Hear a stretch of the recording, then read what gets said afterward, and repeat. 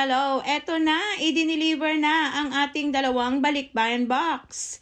Kay Andrea yan at saka kay Naomi. Ganyan po idinideliver ni BM Express ang ating mga balikbayan boxes para sa ating mga receiver.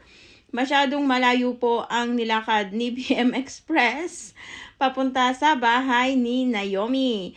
Medyo mahaba yung video niya kaya ikinat ko na lang yan para lang ipakita sa inyo.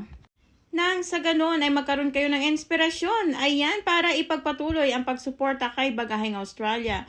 Totoo po na ipinamimigay natin ang balikbayan boxes ni Bagaheng Australia at nakakarating po ito ng libre sa ating mga receiver sa pamilya sa Pilipinas. Wala na po silang babayadan dyan. Tatanggapin na lang po nila yan at i-unbox. Sana